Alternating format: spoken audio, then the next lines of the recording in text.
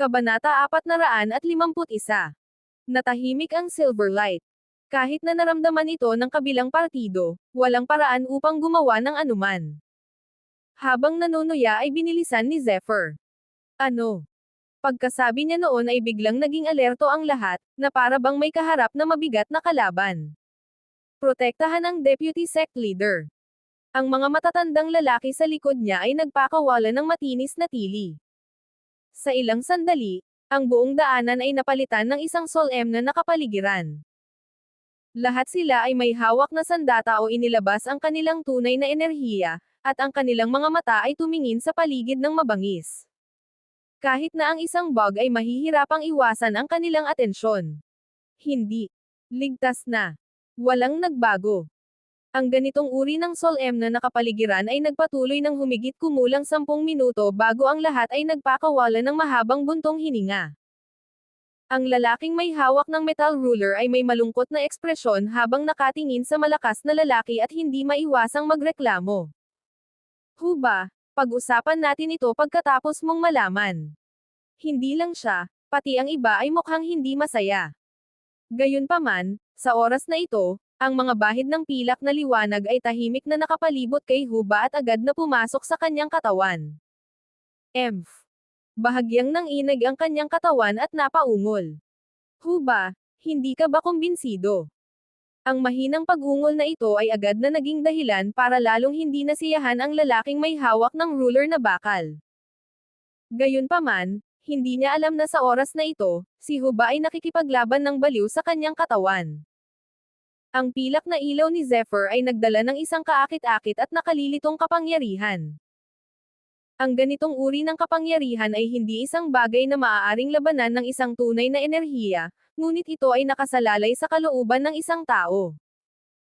Bagamat makapangyarihan ang tunay na enerhiya ng kalaban at nakakatakot ang kanyang kaharian, hindi malakas ang kanyang pagtutol sa pilak na liwanag ni Zephyr.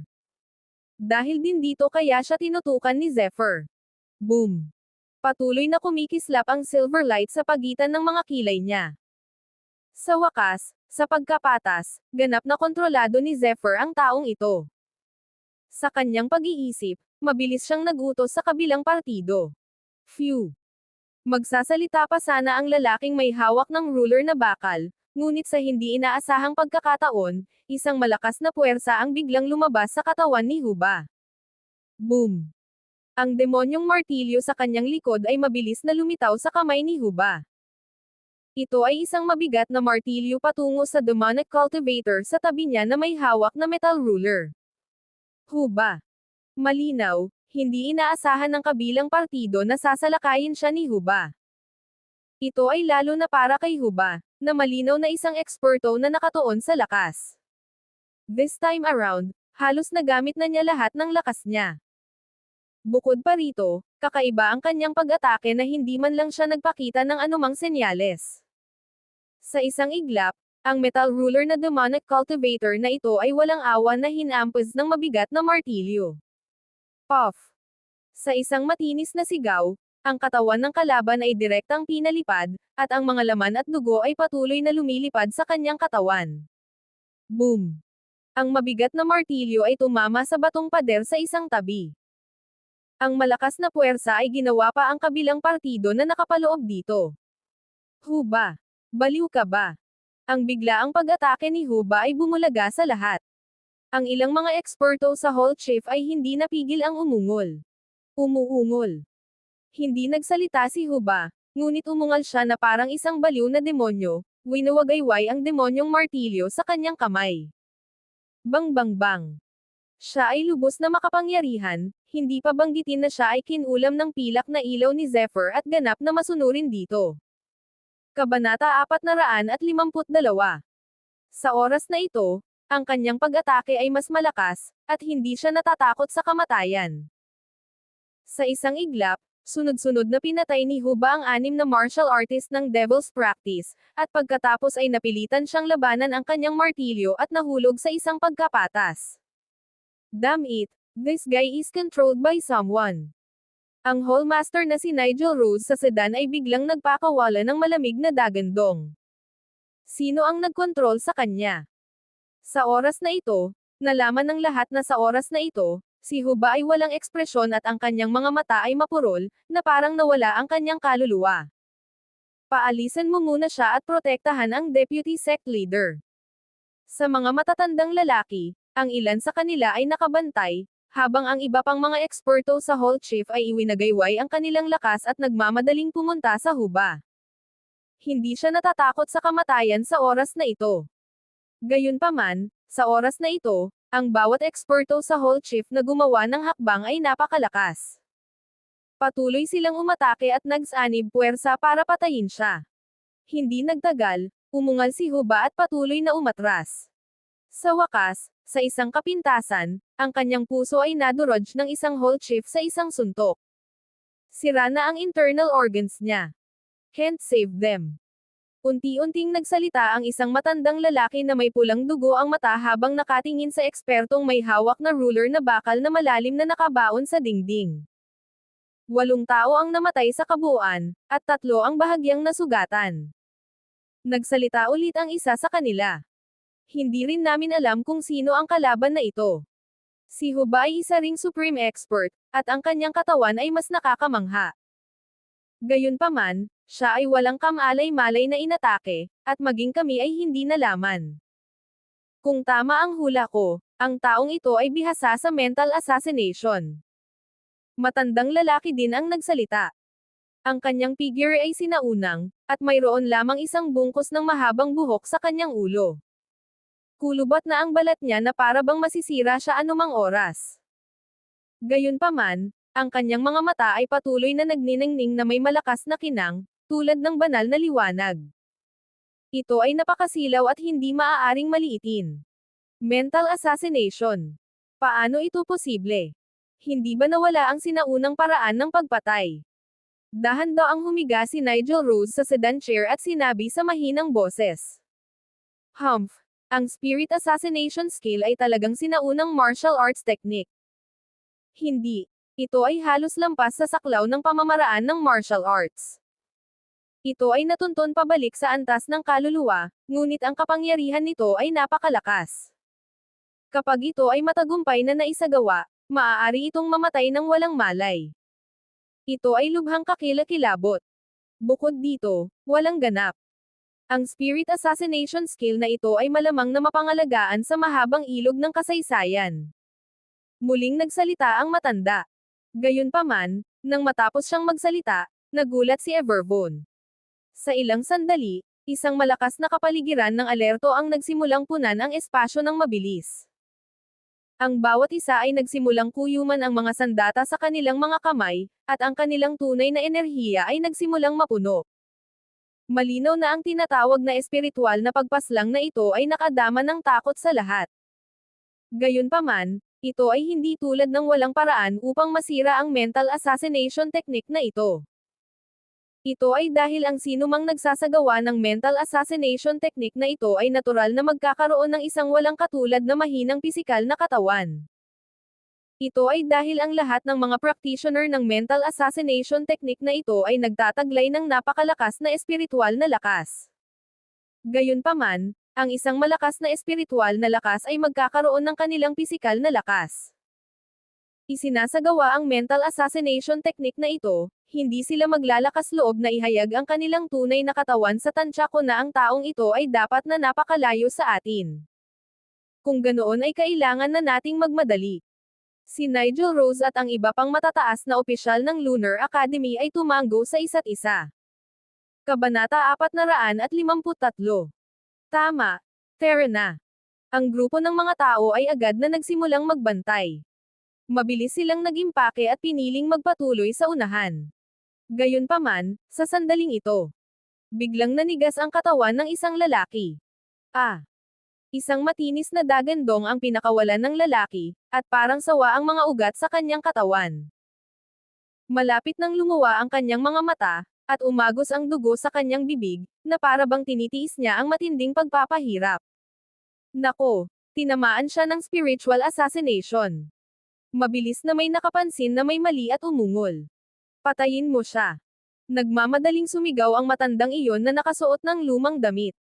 Klang. Habang nagsasalita, Ang isa sa kanila ay may hawak na demonic sword sa kanyang kamay at nilaslas patungo sa kanyang kalaban. Sa mabangis na lakas ng espada, malapit na siyang mapunit nito. Gayunpaman, bigla-bigla, ang taong kontrolado ay pinilipat ang kanyang katawan at naiwasan ang atake ng kalaban sa isang iglap.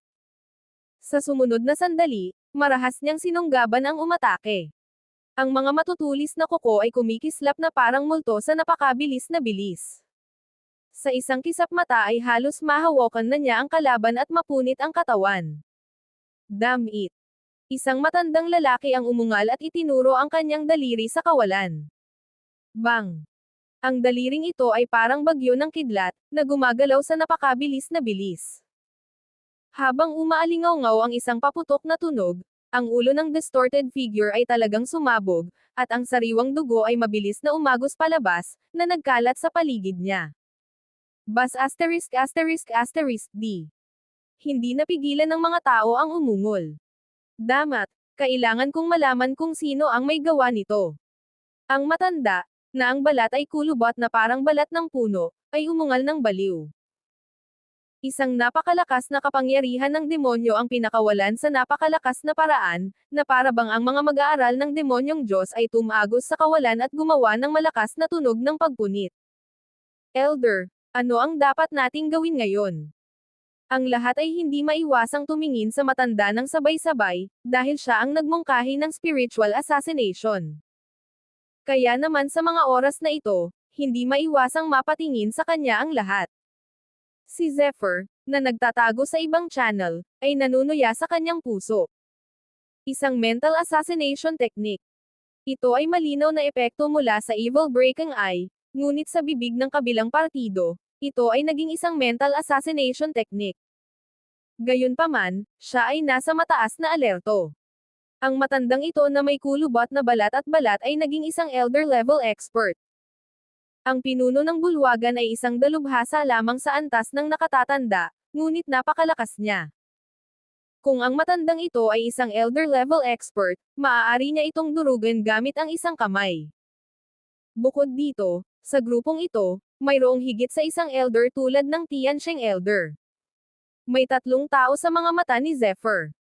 Kasama ang Tiansheng Elder, 4 sila.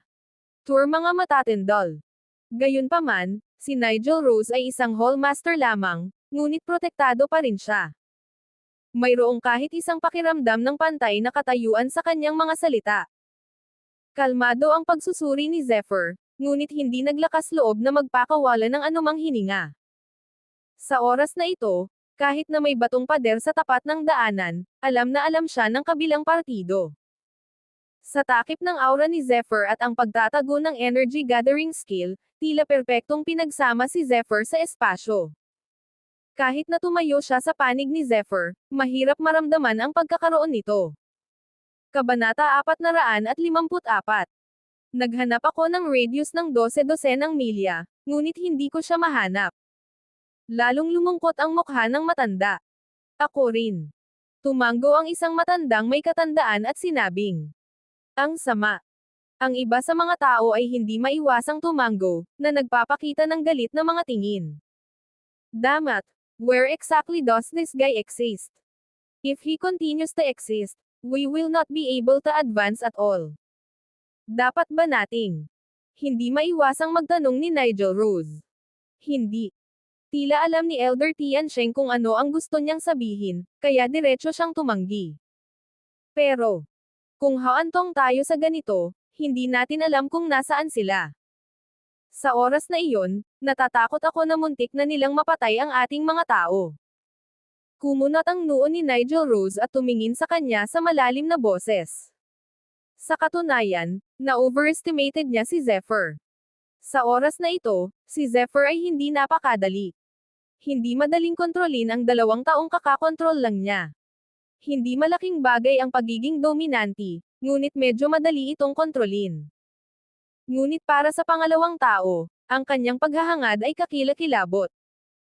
Masyadong maraming enerhiya sa isip ang naubos ni Zephyr, kaya hindi sapat para sa kanya na lumaban muli sa maikling panahon. Palakpak. Sa sandaling ito, dahan-daang lumabas ang kakaibang boses. Kahit na ang boses ay napakahina, ito ay nagdala ng isang malakas na pakiramdam ng lakas. Ang gayong magkasalungat na pakiramdam ay napakanatural. Ang pinagmulan ng boses ay mula sa White Tiger Demon Coffin na inukit ng puting tigre texture. Deputy Sect Leader. Nagbago ang mukha ni Tiansheng Elder. Hayaan mo akong gawin ito. Isang mahinang boses ang nagmula sa White Tiger Demon Coffin. Deputy Sect Leader, hindi ka maaaring kumilos ngayon. Oo, Deputy Sect Leader, masyadong delikado. Hindi kami papayag. Saglit na hindi napigilan ng lahat ang sabay-sabay na sumigaw. Hindi mahalaga. Sa loob ng White Tiger Demon Coffin, muling nagsalita ang boses. Kahit medyo mahina ang boses ay may dala itong hindi mapag-aalinlangan ng pakiramdam. Ang kahangahangang paraan sa kanyang mga salita ay imposibleng tumanggi. Ito. Sandaling tumahimik ang lahat ng malalakas na lalaki. Buksan mo. Sa wakas ay sumigaw si Tiansheng Elder sa malalim na boses. Tiansheng Elder. Ang isang matanda ay hindi napigil ang sumigaw. Sa kasalukuyang antas ng Deputy Sect Leader, ang mga kahihinatnan ng puwersahang pag-activate ng kapangyarihan ay hindi maisip. Wala na tayong ibang paraan ngayon. Sabi ng matanda sa malalim na boses. Earth, buksan mo. Isang boses ang muling umalangaw-ngaw mula sa loob ng White Tiger Demon Coffin. Nagulat si Zephyr. Takot na takot siya sa tinaguriang Deputy Sect Leader na ito. Ang lakas ng kabilang partido ay malamang na mas malaki kaysa sa mga nangungunang master sa kanilang mga taluktok. Napakalakas ng Lunar Academy noon. Kung hindi, ang The Boundless Academy ay hindi nakipagsanib puwersa sa iba pang mga akademya kapag pinipigilan ang sekta. Kahit na ang kasalukuyang Deputy Sect Leader ay pumasok na sa dormant state at bihirang magising, hindi ito isang bagay na kayang harapin ni Zephyr. Kung makapangyarihan ang kalaban, tumakas man ako ngayon, wala akong magagawa. Mas mabuting itago ko itong mabuti. Habang nagmumuni-muni, mabilis na nagtagpo ang isip at totoong enerhiya ni Zephyr. Sa oras na ito, naabot na niya ang rurok ng energy gathering skill, at maging ang kanyang hininga at bloodline ay natakpan. Imposibleng mahanap siya ng mga ordinaryong tao. Kabanata 455. Klang. Isang malalim na boses ang narinig. Ang White Tiger Demon Coffin ay dahan-daang binuksan. Ang isang kamay ay mapatla at walang lakas. Ito ay kasing payat ng isang piraso ng kahoy. Parang palad lang ng maltong demonyo. Dahan-dahan itong lumawak mula sa loob ng White Tiger Demon Coffin na walang kahit kaunting bakas ng dugo. Boom! Ito ay isang maliit na paggalaw lamang, ngunit sa isang kisap mata, isang halimaw na kapangyarihan ng demonyo ay ligaw na pinakawalan. Ang kapangyarihan ng demonyong ito ay nagdala ng hindi maisip na takot, na para bang may mga alon ng panaghoy sa paligid ng White Tiger Demon Coffin. Ang daanan kung saan sila matatagpuan ay agad ding naging kakaibang dilim, na parang bumaba ang Diyos ng kamatayan. Ang malakas na aura na iyon ay patuloy na pumupuno sa hangin, na agad nagamulong sa lahat ng nasa daanan at bumubuo ng isang nakakatakot na bagyo. Ang nakakatalam ng tainga na tunog ng mga multo na umiiyak at ang mga lobo na umaangal ay nakakaantig pa ng kaluluwa. Isang kamay lang. Konting espiritu lang. Paanong may kahangahangang epekto ito? Nagulat si Zephyr. Natitiyak niya na kahit na ang lakas ng Deputy Sect Leader na ito ay lubhang nabawasan at siya ay nagpapagaling, ang kapangyarihang ipinakita niya ay sapat na upang hamanin ang mga matatanda at eksperto, o mas malakas pa. Sa pag-iisip nito, hindi mapigilan ni Zephyr na kiligin sa kasalukuyang sitwasyon. Kung magpapatuloy ito, malamang na matuklasan siya. Gayunpaman, walang ibang paraan. Si Zephyr ay maaari lamang subukan ang kanyang makakaya upang sugpuin ang kanyang sariling kapangyarihan at aura, at hindi man lang siya naglabas ng bakas ng kanyang pagbabago sa kaluluwa. Rumble. Sa wakas, dahan-daang bumukas ang White Tiger Fin Coffin. Pagkatapos, dahan-daang bumangon ang isang figure. Umuungol. Sa sandaling bumangon siya. Isang nakakalokong dagandong ng demonyong tigre ang biglang lumabas. Ang nakakatakot na dagandong na ito ay parang paggising ng isang demonyong Diyos. Kitang-kita ng isa ang anino ng malaking itim na demonyong tigre na dahan-daang umuusbong mula sa madilim na lagusan. Puno ng uhaw sa dugo at kabaliwan ang mga mata ng demonyong tigre. Kahit itim na itim, mukha pa rin itong hari ng kadiliman. Maging ang kadiliman sa paligid ay tila nilalamon na.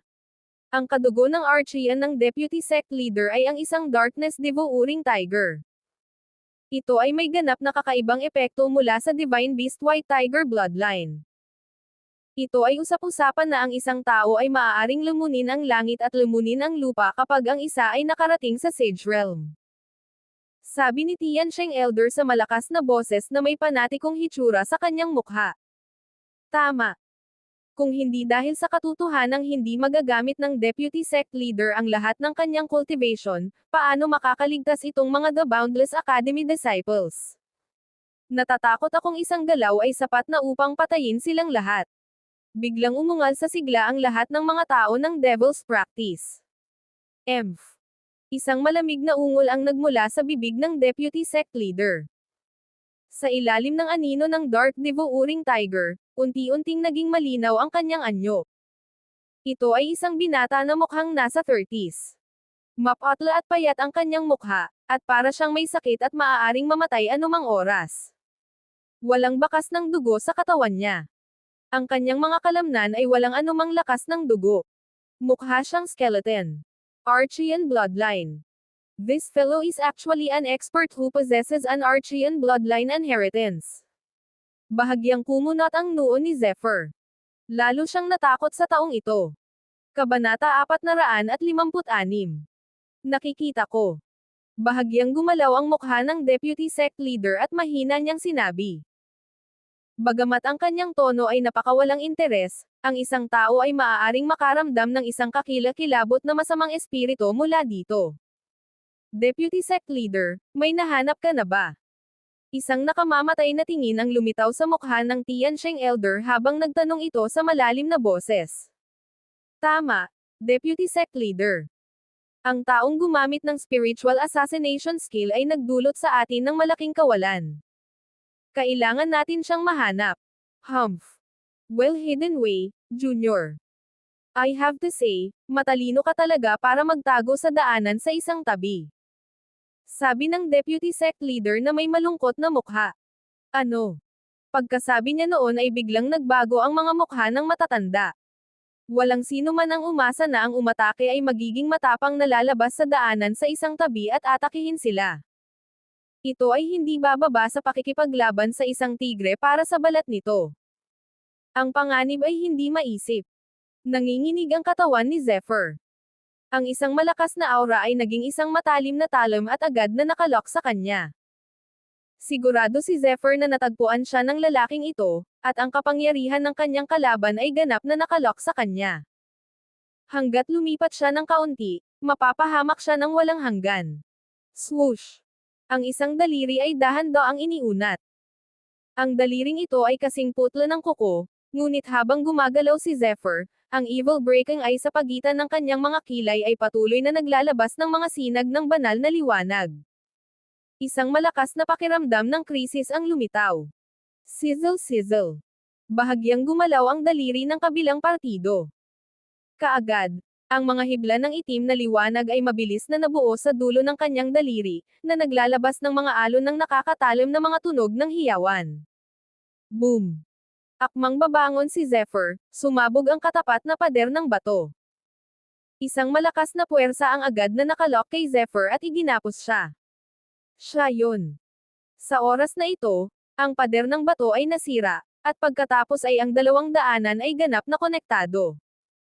Sa isang sandali, alam ng lahat kung ano ang hitsura ni Zephyr.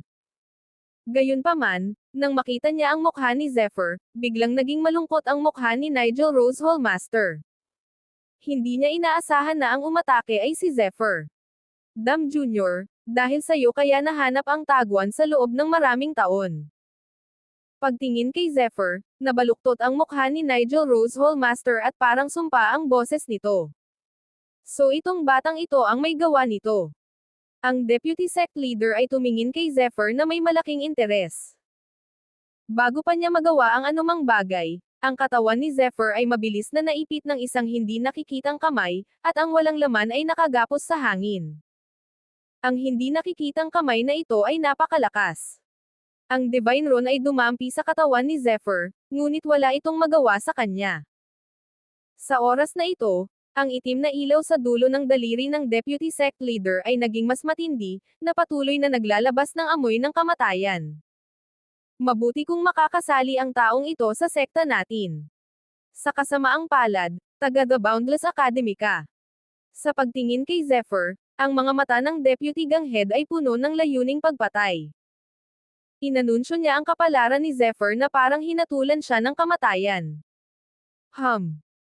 Bagamat si Zephyr ay nakagapos sa kawalan at pilit na kinokontrol at hindi makagalaw, ang evil breaking eye sa pagitan ng kanyang mga kilay ay dahan-daang kumikislap ng mga sinag ng liwanag.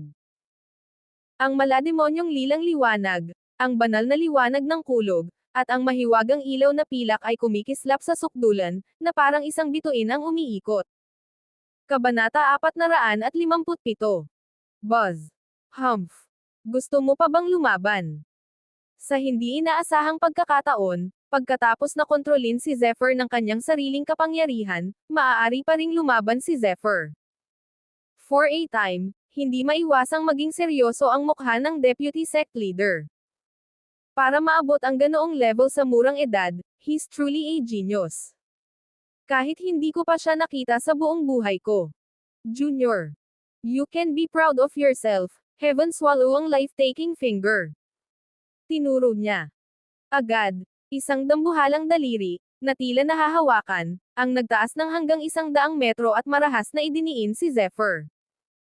Ang nakamamatay na aura ay direktang itinaas ang lahat sa paligid nito, at ang nakapalibot na mga pader ng bato ay nag-crack.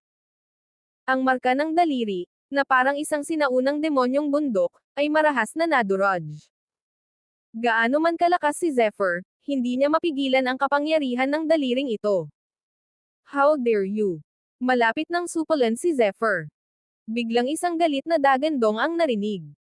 Pagkatapos, ang mga agos ng nakakatakot na kapangyarihan ay lumabas mula sa daanan na parang kinokontrol ng isang higanteng espiritu.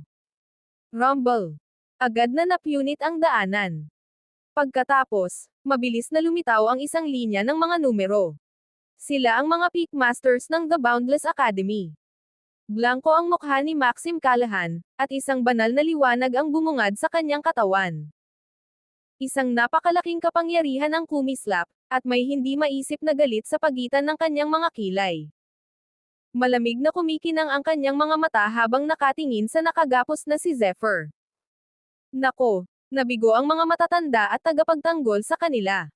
Tara na. Matapos silang makita, biglang nagbago ang mukha ni Tiansheng Elder, at pagkatapos ay sinigawan niya ang karamihan. Tara na. Sa oras na ito, hindi na nagsalita pa ang Deputy Sect Leader. Bigla niyang iwinagayway ang kanyang mga daliri, hindi para tamaan ang mga matatanda, kundi para durugan si Zephyr. Dapat siyang mamatay. Ang pagkakaroon ng Zephyr ay isang malaking banta. Kinailangan niyang mamatay. How dare you?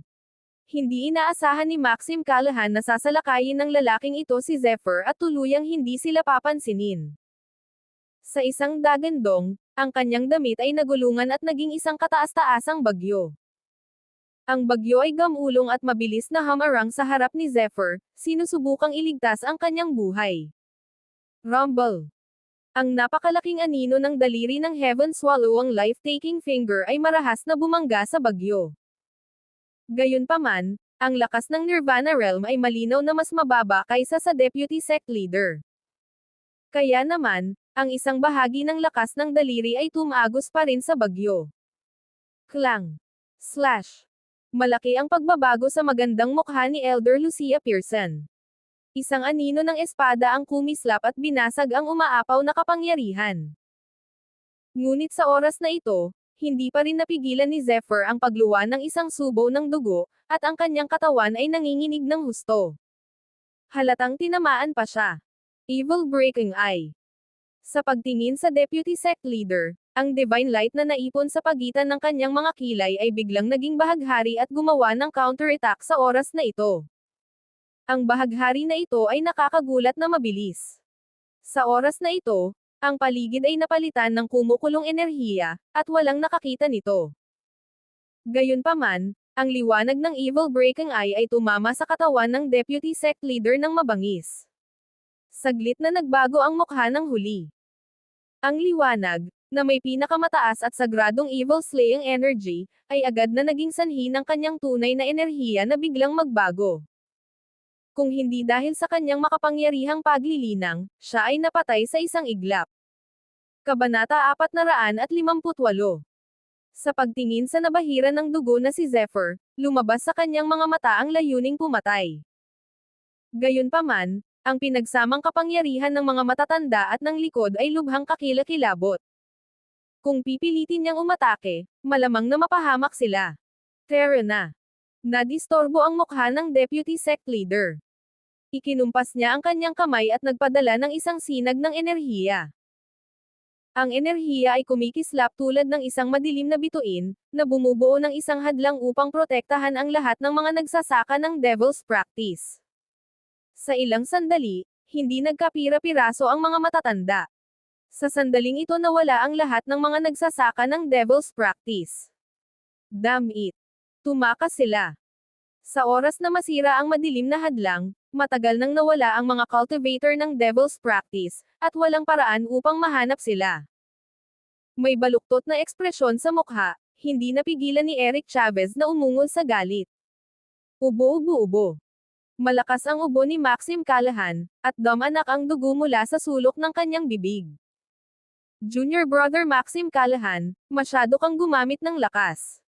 Mabilis na dumaikit ang palad ni Kuya Albert sa kanyang likod. Habang nagsimulang gumala ang dalisay na totoong enerhiya, unti-unting namumula ang mukha ni Maxim Callahan. Maliwanag, ang tunay na enerhiya ni Brother Albert ay gumanap ng malaking papel. Pero mas naging seryoso ang mukha ni Kuya Albert. Tumingin siya kay Maxim Callahan at parang may gustong sabihin, pero napatigil siya ng mga mata niya. Talagang nakaligtas ang batang ito sa harap ng nakakatakot na eksperto. Hindi siya simple. Napatingin ang matanda sa aspect kay Zephyr na dahan-daw ang bumangon at dahan-daw ang sinabi. Puno ng paghanga ang mukha niya. Ang lalaking iyon ay napapaligiran ng masamang aura ng dugo at ang kanyang kapangyarihan ay nakakatakot. Kung hindi ako nagkakamali, dapat siyang maging Deputy Sect Master ng Lunar Academy, Black Tiger Heavenly King. Siya ay may isang Archean bloodline, ang Dark Devouring Tiger. Napakalakas niya sa labanan 1,000 taon na ang nakakaraan.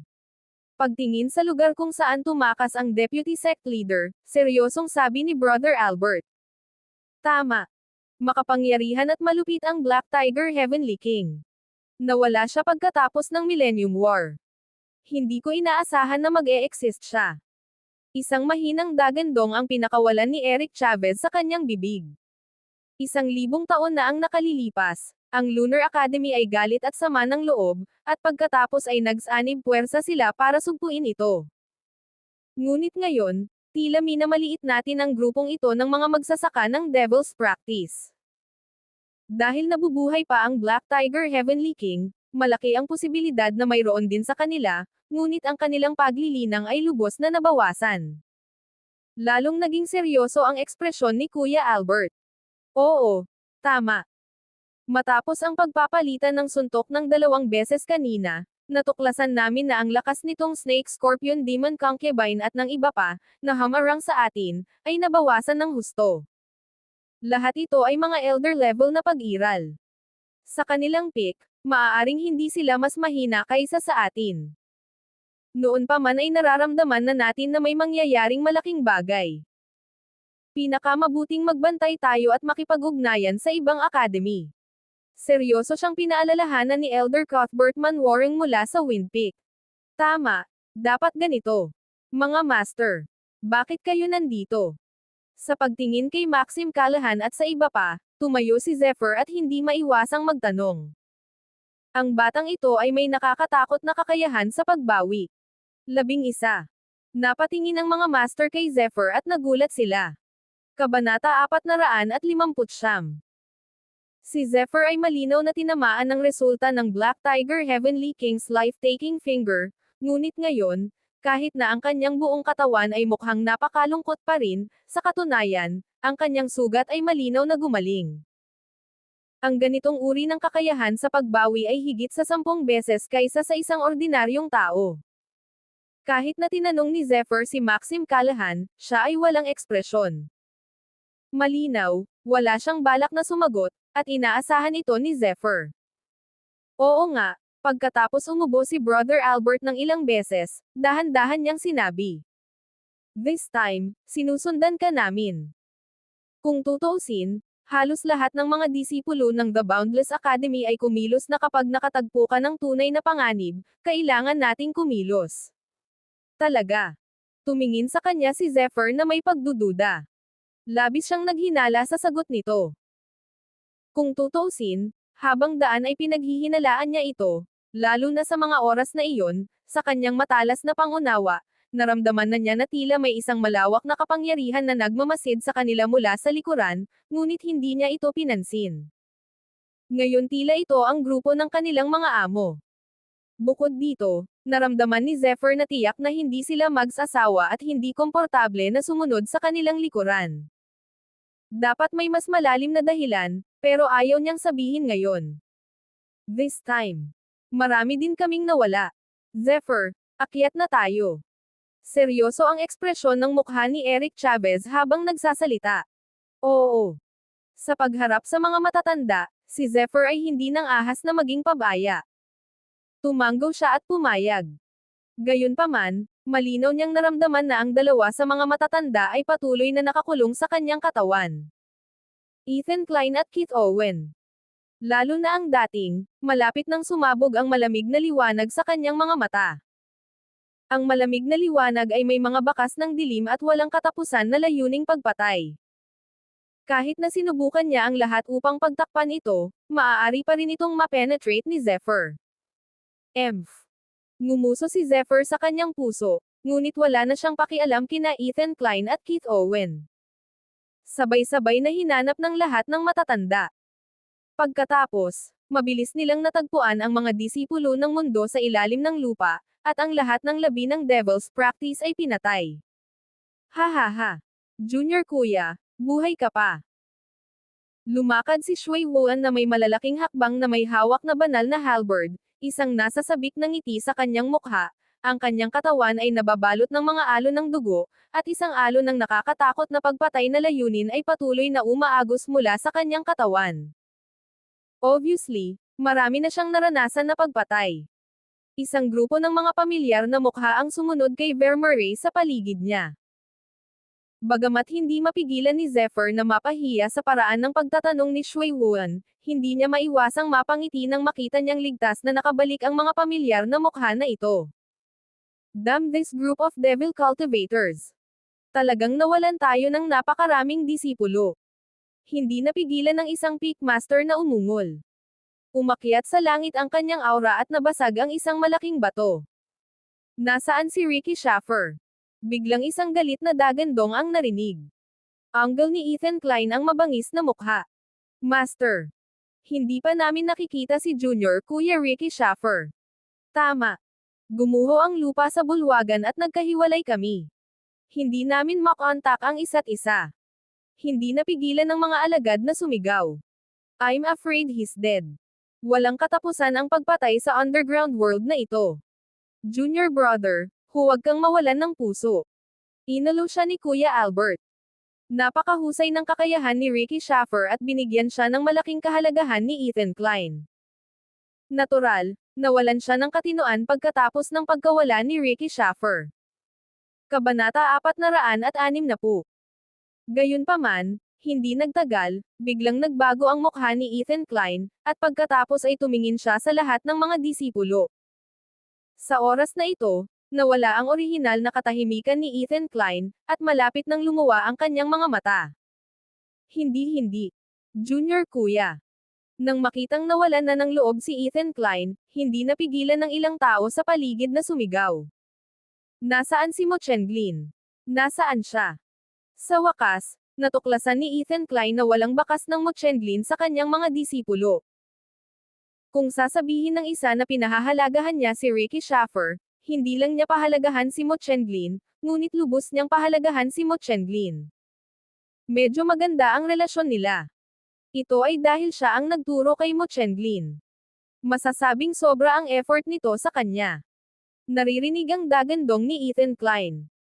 Sa Oriental Peak, bahagyang nagbago ang magandang mukha ni Laiyan. Sa kanyang magagandang mata na umiikot, hindi niya maiwasang tumingin sa direksyon ng Supreme Peak. Matapos maghanap ng ilang sandali, sa wakas ay nakakita siya ng isang payat na figure sa karamihan. Bahagyang naningkit ang mga mata ng kabilang partido. May bahid ng catamaran ang kanyang katawan. Ang kanyang tamad na hitsura ay agad na nagdulot ng matinding galit sa puso ni Laiyan. Hiempel. Pagkatapos ng malamig na singhot sa kanyang puso, pinandilatan ni Laiyan si Zephyr at ibinaling ang kanyang ulo. Marahil may nakilala siyang nakakatakot na kalaban sa underground world. Sinubukan siyang hikayatin ng ilang matatanda. Imposible.